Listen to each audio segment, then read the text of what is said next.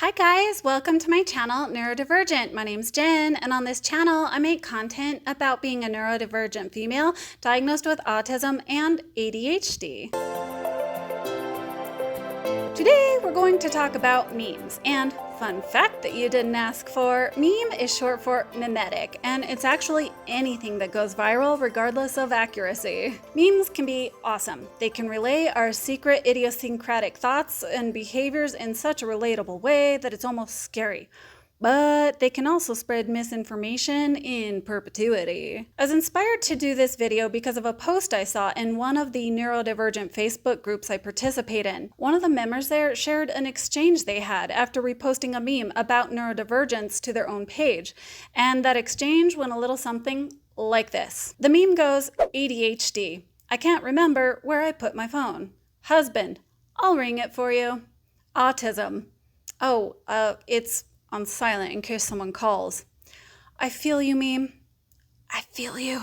One of their friends commented on it and said not everything has to be autism related though, and the poster responds that it relates to them because they do have ADHD and autism, which makes sense. And that same friend responds with this. I relate to it because of ADHD, but I don't think having your phone on silent because people might call is autistic.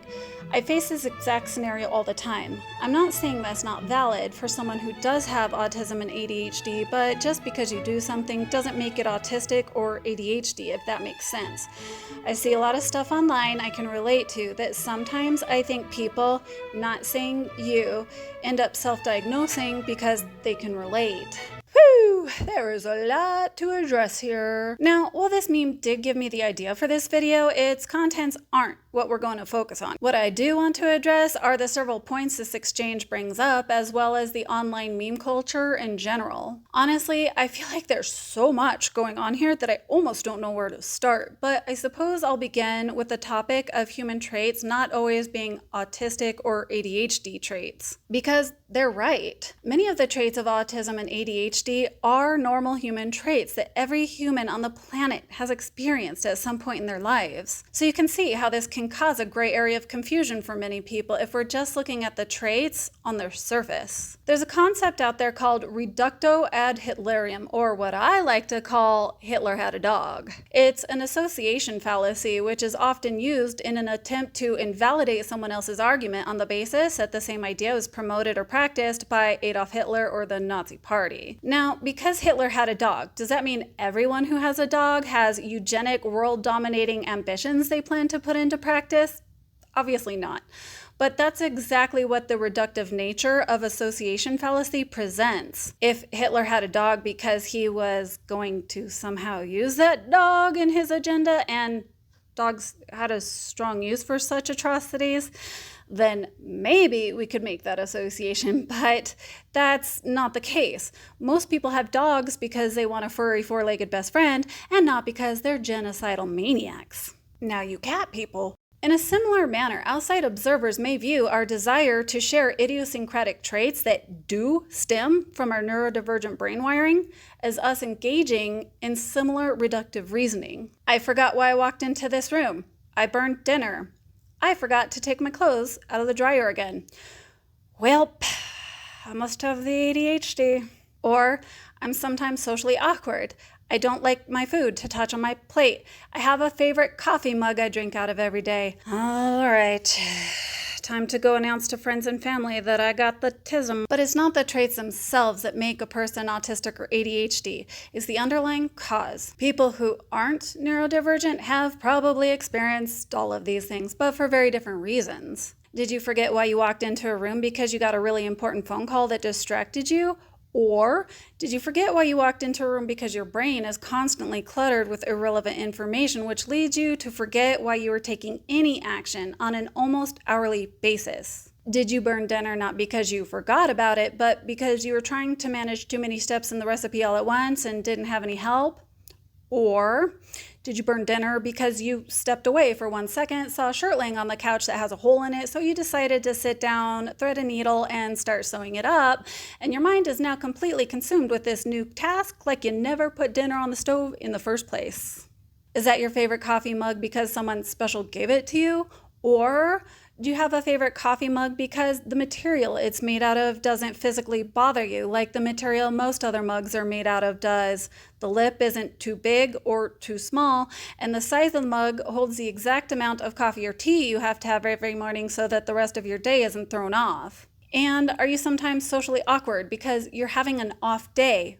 Or has it been a constant raining battle that you've been dealing with since you were a child, and no matter how much you observe and mimic the behaviors of others, social interaction never becomes second nature to you or gets any easier? And masking makes you feel the constant anxiety of a German spy who will get thrown to the gallows if their true nature is discovered. And in regard to this specific meme, do you occasionally forget where you put your phone down once in a while?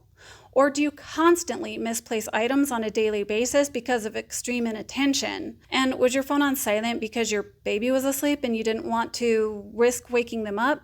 Or because you have no spoons left for socializing and delayed processing means you prefer written communication over phone calls? On the outside, all of these behaviors look similar. So again, it's not about the traits. It's about the cause, the frequency, and the impact it has on your life. One of the great memes I've seen explain this concept is as follows. It's so irritating when you describe a symptom to someone and they go, "I think we all do that." Yeah, we all pee, Karen, but if you're doing it 60 times a day, there's probably a problem. Due to these misunderstandings, you've probably heard someone say by now, we're all a little bit autistic because they themselves relate to a lot of the human traits of autism. Well, you might have lethargy and nausea, but does that mean you're a little bit pregnant? No, either you are or you aren't. I truly believe that most people who say things like this are well-intentioned. Horribly wrong, but well-intentioned. They might be saying we're all a little bit autistic because they think autism is a bad thing and they don't want you to think that you're broken, or they're trying to share that burden of weirdness. And can you blame them when the entire medical definition of autism is rooted in the deficits model? In their minds, they might think they're being kind and telling you, you're okay. And yes, you are okay, because autism isn't weird, it's not bad, it's not a deficit, it's just different, but chances are they don't understand that. Secondly, I do think it's important to acknowledge the possible dilution of actual clinical diagnoses that is coming out of the meme culture. Does that mean we should stop sharing memes? Heck no! I plan to do future videos on some relatable neurodivergent memes, and I have a whole page of them on my website. I love myself a good meme. Memes can be cathartic and a way for us to feel less alone in our peculiar behaviors that up until the days of the internet made most of us feel abnormal. They can make us laugh or even bring us joy. They can be an impactful way to get serious points across. But at the same time, we can't close our eyes to the unavoidable side effects that come from sharing these types of memes. The problem is there's not a whole lot of room for bullet points and footnotes in a meme, so unfortunately, these shareable little buggers may not be the best tool for educating the public. They can be educational, but normally the short nature of them leaves more room for misinformation and presumptions. And there is a real problem of diluting actual conditions within our society that we need to acknowledge. OCD is a perfect example of this. People throw that term around for any normal habit or general tidiness they engage in. If they like to keep their sink empty of dishes or often take their shoes off at the door, they'll tell people, "I'm so OCD about that." But in reality, OCD is a debilitating disorder that is a devastating hindrance to the daily lives of those who suffer from it. They may not be able to walk upstairs without counting them, and if they lose count, they have to go back down and start all over again, meaning it's difficult just to get from point A to point B. They might wash their hands until they're raw and bleeding because they feel like there are still microscopic germs that the soap didn't hit because they didn't do it right the first 5 times. They have intrusive thoughts that can cause distress and anxiety that pop up when they are trying to think about or do other things. These unwanted thoughts or images can be violent in nature and make them fearful that they will harm themselves or others. They are unwanted, and a person with OCD will try to suppress them, but they can't control when they will pop up. Hence the term intrusive, and these thoughts and images will often loop and can spiral out of control. They then have these urges to respond to them with compulsive repetitive behaviors that impede every area of their lives. So, do you still want to say you have OCD because you like to put your laundry away?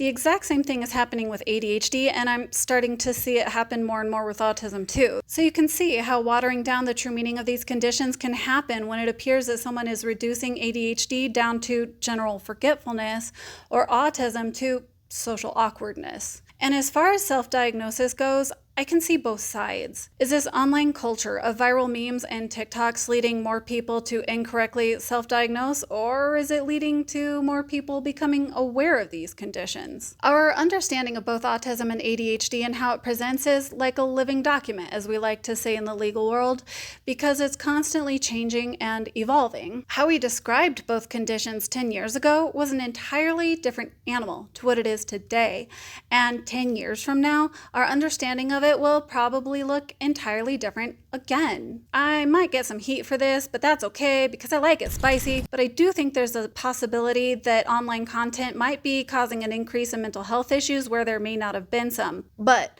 regardless of how you feel about that, I want to point out again that autism is not a mental health issue.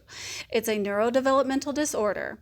You can have a comorbidity of mental health issues alongside autism, but they're not the same things. And someone gathering information to come to a correct conclusion is just called discovery.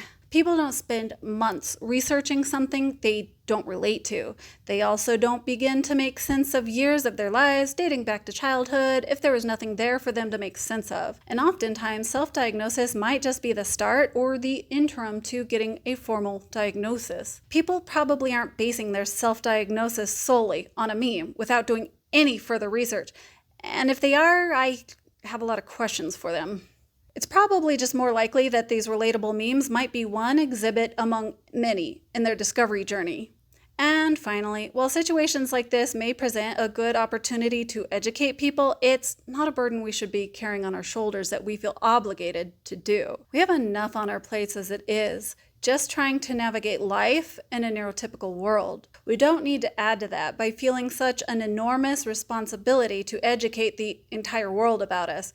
It's a nice thing to do if you have the spoons and the person who's open to it, but just remember you're not obligated to. I feel like there were some good intentions from the friend that responded because it seems, at least to me, that they were trying to defend against the overgeneralization of autism and ADHD in an effort to support the validity of the actual conditions. I also get the sense that they were trying to be compassionate by differentiating some people from the person posting the meme to show they weren't trying to attack them personally, just observing a growing trend that was concerning them. Is there some lack of knowledge in that response? Sure, but again, lack of knowledge doesn't equate to malice. But I think it's a good idea to step back and consider our energy investments and stuff like this very carefully. In some cases, it might be wise to conserve your energy and just ignore online responses because most of the times you're not going to change the perceptions of others online, and sometimes responding can carry the danger of being misunderstood and hurting relationships. Or you could choose to use it as an opportunity to compassionately educate, but whatever we do, I think it's important to lend some compassion to the lack of knowledge the outside world has when it comes to stuff like this, and to not immediately jump on that defense and combative bandwagon. Every single one of us shapes our worldviews from our lived experiences, and no two people will have the exact same perceptions on everything. So, as hard as it might be for some of us to do this, I would encourage you to be confident in yourself. How well the outside world understands these conditions isn't going to make you any more or any less neurodivergent. You're different, and that's an asset, not a deficit. So I'll end it there. If you're already subscribed, don't forget to update your notification preferences for my channel to all if you want to be notified whenever I put out new videos. Otherwise, it will be like a secret warehouse in your neighborhood creating all these awesome widgets that no one knows about unless they purposely walk into that warehouse and say, hey, let me see all of your widgets. And only then do they show you the awesome widgets they were creating. But you had to walk into the building and ask to see them. Because my channel's like the warehouse and my videos are like the widgets, and you won't see them unless you purposely come to my channel to find them. It's not funny if you have to explain it, Jennifer. Okay, bye. Mwah. I demand to see your widgets.